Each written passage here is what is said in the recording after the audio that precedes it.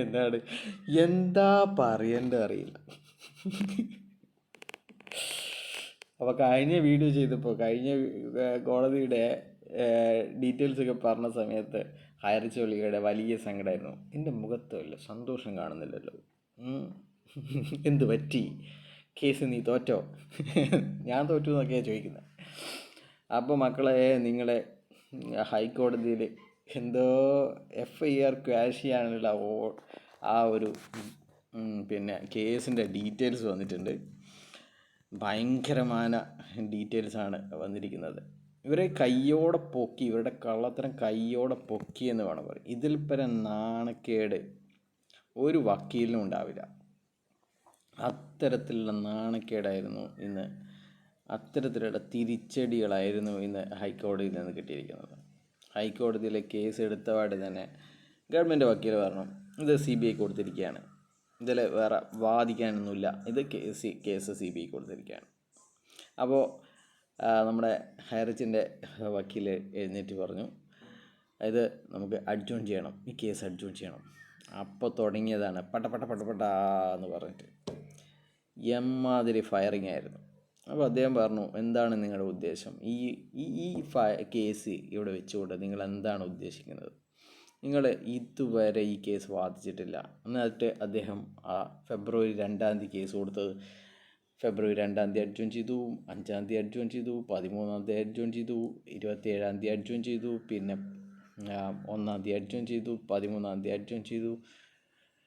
ഈ 7 അഡ്ജോൺമെൻ്റ് ഡേറ്റുകൾ അദ്ദേഹം വായിച്ചു. ചോദിച്ചു, എന്താ ഉദ്ദേശം? ഞാനിതിപ്പോൾ ഡിസ്മിസ് ചെയ്യാൻ പോവാണെന്നാണ് പറഞ്ഞത്. അപ്പോൾ ഇവർ പിന്നെ പറഞ്ഞു, ഇല്ല ഇത് നമ്മൾ പിന്നെ ഒരിക്കലും കൂടി അഡ്ജോൺ ചെയ്യണം, നമ്മൾ വാദിക്കും എന്നൊക്കെ പറഞ്ഞു. അപ്പോൾ പറഞ്ഞു, എന്നാൽ പിന്നെ നാളെ. അപ്പോൾ നാളത്തേക്ക് ഒരു ദിവസത്തേക്ക് ഇത് അഡ്ജോൺ ചെയ്തിരിക്കുകയാണ്. ഇന്ന് രാത്രിയും കൂടി ഹൈറിച്ച് ലീഡർമാരെ ഹൈറിച്ചോളികൾക്ക്, വലിയ ഹൈറിച്ചോളികൾക്ക്, ചെറിയ ഹൈറിച്ചോളികളായ എന്ത് പറഞ്ഞു കഴിഞ്ഞാലും വിശ്വസിക്കുന്ന ഹൈറിച്ചോളികളെ പറ്റിക്കാനുള്ള ഒരു ദിവസം, ഒരു രാത്രി കൂടി നിങ്ങൾക്ക് പറ്റിക്കാൻ സാധിക്കും. നാളെ ഈ കേസ് വാദിക്കാൻ നിന്ന് കഴിഞ്ഞാൽ തോക്കുമെന്നുള്ള ഉത്തമ ബോധ്യത്തിൻ്റെ പുറത്ത് നാളെ ഇവർ പറയും, ഈ കേസ് ഹൈക്കോടതി CBI കൈമാറിയിരിക്കുകയാണ്, അതുകൊണ്ട് നമുക്കിപ്പോൾ ഇതിൽ വാദിക്കാനൊന്നുമില്ല, നമ്മളെ ഈ കേസ് പിൻവലിക്കാനുള്ള അനുവാദം തരണം. നമുക്ക് സാധാരണഗതിയിൽ കേസ് പിൻവലിച്ചിട്ടാണ് ശീലം. അതുകൊണ്ട് നമ്മൾ ഇതുവരെ കേസ് തോറ്റിട്ടില്ല. എല്ലാ കേസും നമ്മൾ കൊടുത്ത കേസ് നമ്മൾ തന്നെ പിൻവലിക്കലാണ്. അതുകൊണ്ട് നമ്മളെ പിൻവലിക്കാനുള്ള അനുവാദം തരണം. എന്നിട്ട് കോടതി പറയും, ഓക്കെ, എന്നാൽ പിന്നെ പിൻവലിച്ചോളൂ. അപ്പോൾ പറയും, നമ്മളെ വാദം കോടതി അംഗീകരിച്ചു, നമ്മുടെ കേസ് പിൻവലിക്കാനുള്ള ഉത്തരവ് കോടതി പുറപ്പെടുവിച്ചു എന്നൊക്കെ പറഞ്ഞിട്ട് ചിലപ്പോൾ ഈ ഹൈറിച്ചോളികൾ നാളെ നിങ്ങളെ പറ്റിച്ചെന്നിരിക്കും. അപ്പോൾ ഇതാണ് സംഭവിക്കാൻ പോകുന്നത്. നാളത്തേക്ക് കേസ് ഒരു പ്രാവശ്യം കൂടി മാറ്റിവെക്കാൻ പറഞ്ഞിരിക്കുകയാണ്. അപ്പോൾ ശരിക്കും പറഞ്ഞു കഴിഞ്ഞാൽ ഇവരുടെ കള്ളത്തരം ജഡ്ജി പിടിച്ചു എന്ന് തന്നെ, ബെഞ്ചു കുര്യൻ തോമസ് പിടിച്ചു എന്ന് തന്നെ പറയാം. അദ്ദേഹം വ്യക്തമായി ചോദിച്ചു, എന്താണ് ഉദ്ദേശിക്കുന്നത്? ഇങ്ങനെ ഒരു കേസ് ഇവിടെ തന്നിട്ട് നിങ്ങൾ ബാക്കി പലതുമാണ് ഉദ്ദേശിക്കുന്നത്. ഇത് വാദിക്കാൻ വേണ്ടി തന്നിരിക്കുന്ന കേസല്ല. ഇതിൻ്റെ ഒരിക്കൽ പോലും നിങ്ങൾ വാദിക്കാൻ വേണ്ടി മുന്നോട്ട് വന്നിട്ടില്ല. ഇത് തന്നെയാണ് നമ്മളും പറഞ്ഞിരുന്നത്. ഇത് വാദിക്കാനൊന്നുമില്ലാന്നും നിങ്ങളെപ്പോലെയുള്ളവരെ പറ്റിക്കാൻ വേണ്ടിയിട്ടാണ് ഈ കേസ് തന്നിരിക്കുന്നത് എന്ന് തന്നെയാണ് ആദ്യമേ പറഞ്ഞിരുന്നത്. അപ്പോൾ ഇനിയെങ്കിലും മനസ്സിലാക്കുക ഹൈറിച്ചോളികളെ, ഈ കേരളങ്ങളുടെ ഏറ്റവും വലിയ മണി ചെയിൻ തട്ടിപ്പായ ഹൈറിച്ചിൻ്റെ ലീഡർമാർ കൊടുത്തിരിക്കുന്ന കേസാണ്. അപ്പോൾ അത് വലിച്ചു കീറി ഓടിച്ച് മടക്കി തിരിച്ചു തന്നിട്ടുണ്ട്. അപ്പോൾ നാളെ അത് എടുത്തിട്ട് ഓടുന്ന ഒരു രംഗം മാത്രമേ ഉള്ളൂ.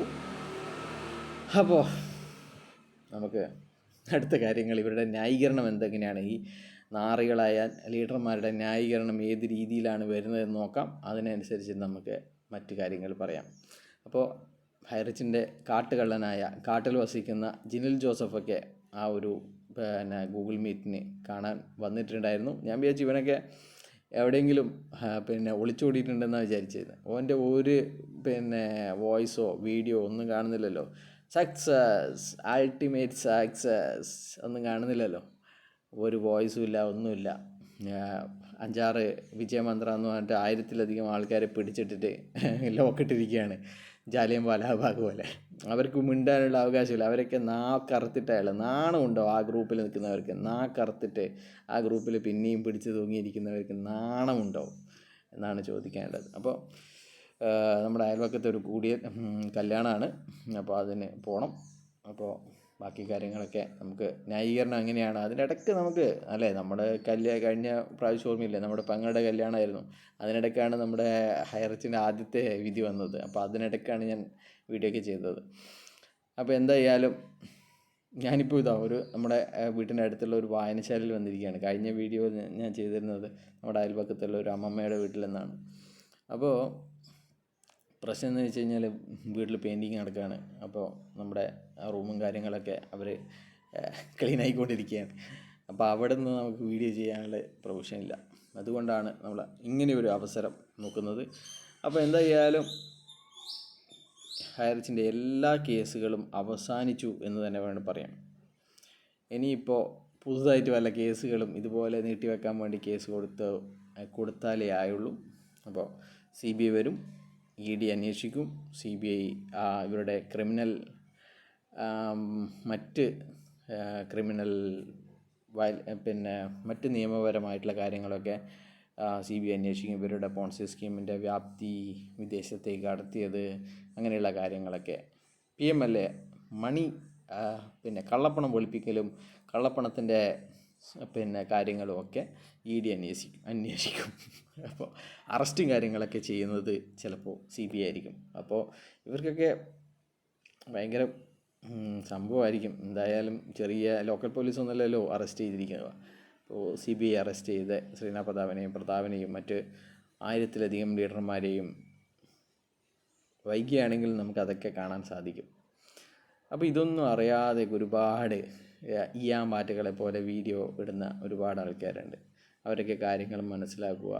ഇത് മണി ചെയിനാണെന്ന് മനസ്സിലാക്കുക. വേറെ ഒന്നും പറയാനില്ല. അന്നമ്മയാണ്, കുഞ്ഞമ്മയാണ് എന്നൊക്കെ പറഞ്ഞിട്ട് ഇപ്പോഴും വീഡിയോ ചെയ്യുന്ന ഒരുപാട് ആൾക്കാരുണ്ട്. അവരോടൊക്കെ എന്ത് പറയാനാണ്? നിങ്ങൾ വിഡ്ഢികളുടെ സ്വർഗത്തിലാണ്. അല്ലെങ്കിൽ നിങ്ങൾക്ക് അത് മനസ്സിലാക്കാനുള്ള, ഇതൊക്കെ മണി ചെയിനാണെന്ന് മനസ്സിലാക്കാനുള്ള